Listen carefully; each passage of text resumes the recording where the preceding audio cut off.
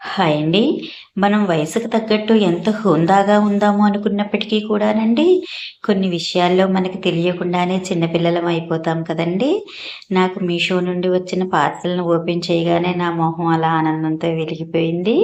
వచ్చిన ప్రొడక్ట్‌నైతే పక్కన పడేసి దాని పార్సెల్‌కిచ్చిన కవర్‌కున్న ఎయిర్ బబుల్స్‌నైతే నేను చక్కగా పీలుస్తూ కూర్చున్నాను. అవి పేల్చడం అంటే నాకు భలే సరదాగా అనిపిస్తుందండి. అవి శబ్దం కూడా టప్ టప్ మన శబ్దం వస్తే చాలా సంతోషంగా అనిపిస్తుంది. అందువలన ఆ వచ్చిన ప్రొడక్ట్ సంగతి మర్చిపోయాను. ఇవైతే పేలుస్తూ కూర్చున్నాను.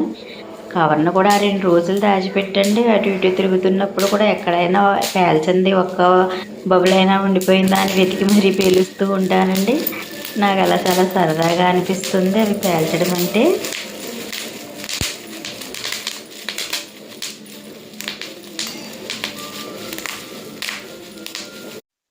అయ్యో! ప్రొడక్ట్ చూసుకోలేదు కదండీ! నేను స్టీల్ మట్టలైతే ఆర్డర్ పెట్టుకున్నాను. అంటే ఈ వేడి వేడి వంట గిన్నెలు గ్యాస్ గట్టు మీద పెట్టుకుంటా అంటే వీటి మీద పెట్టుకోవడానికి బావుంటుందని ఆల్రెడీ ఇంట్లో 2 ఉండేవి. అవి నేను మంచినీళ్ళ బిందెకైతే వాడుతున్నాను కనుక ఇంక 2 ఎక్స్‌ట్రా కావాలని తీసుకున్నాను.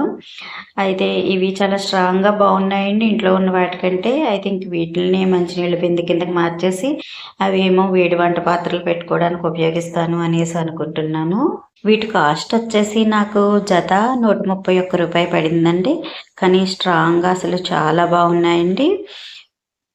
అంటే ఈ ధరకే 4 వచ్చేవి కూడా ఉన్నాయి కానీనండి, నేను ఫీడ్‌బ్యాక్ మంచిగా ఉన్నది చూసుకొని ఇలా 2 ఉన్నవే స్ట్రాంగ్‌గా ఉన్నవే సెలెక్ట్ చేసుకున్నానండి. ఇంక నీళ్ళ బిందె కిందకైతే అండి బరువుకు చక్కగా సరిపోయినాయి. రాగి బిందెలో ఉన్నవైతే మంచినీళ్ళండి.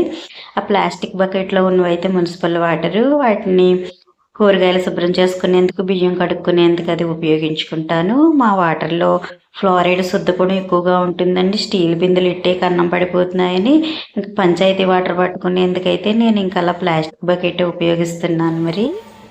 Thank you.